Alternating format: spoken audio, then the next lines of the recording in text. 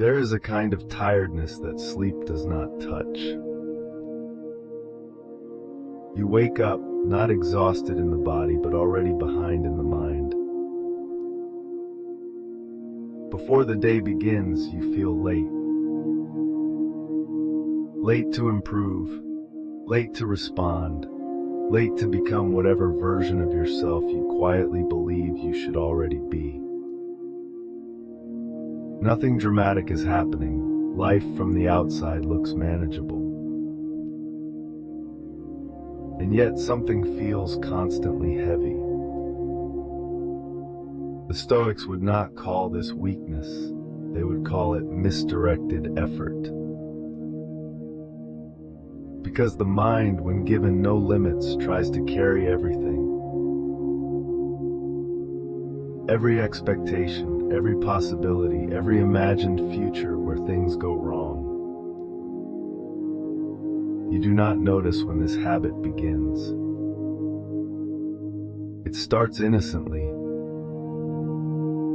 You think ahead to avoid mistakes. You prepare mentally so you won't be disappointed. You replay conversations so you can do better next time.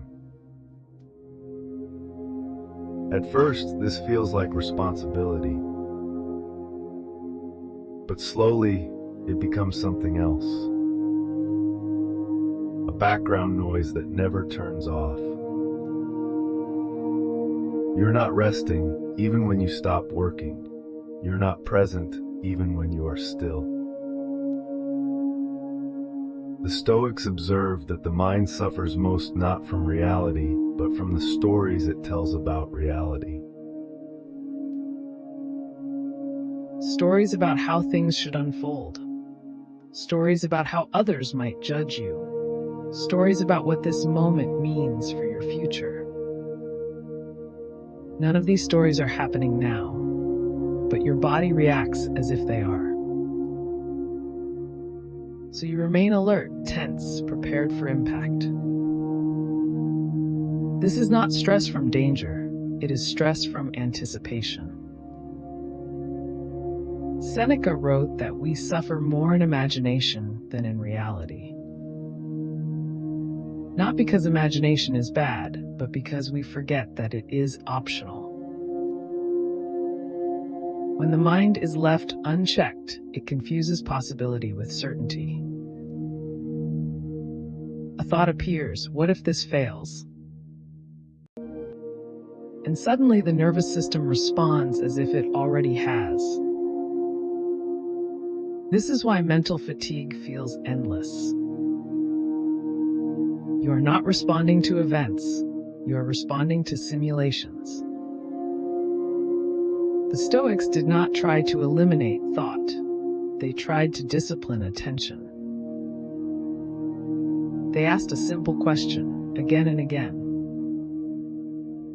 Is this within my control?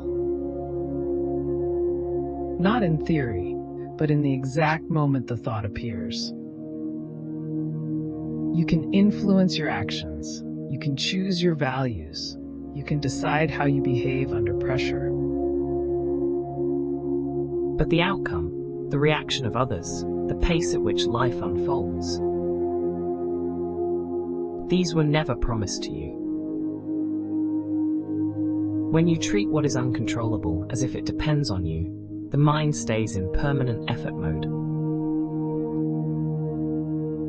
Always adjusting, always correcting, always preparing.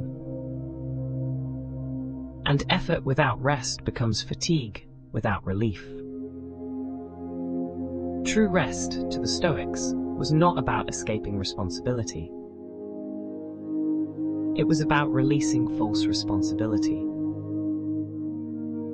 You are not responsible for making everything work out. You are not responsible for preventing every mistake. You are not responsible for managing how others feel about you. This does not mean you stop caring. It means you care without tension. You act fully, then you let go fully.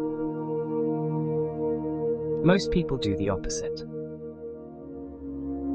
They act halfway, then worry completely. This is why even simple days feel heavy.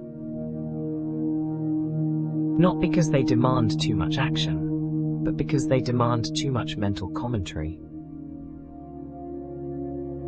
The Stoics train themselves to return to the present task quietly.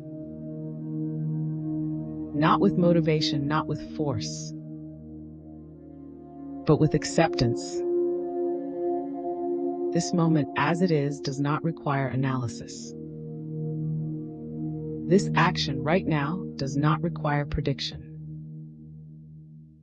When you limit your attention to what is actually happening, the mind finally stands down. Not because life becomes easy, but because it becomes real. Mental fatigue is often a sign that you are living too far ahead of yourself, trying to resolve futures that have not yet asked for your involvement. The Stoics would advise something subtle. Do less mentally, not less in action, but less in unnecessary anticipation. Let tomorrow remain unclear. Let outcomes stay undecided. Let yourself be unfinished. This is not laziness, it is realism. And realism, unlike constant striving, does not exhaust the mind. When you stop demanding certainty from life, the pressure quietly lifts. Not all at once, not dramatically, but enough to breathe again.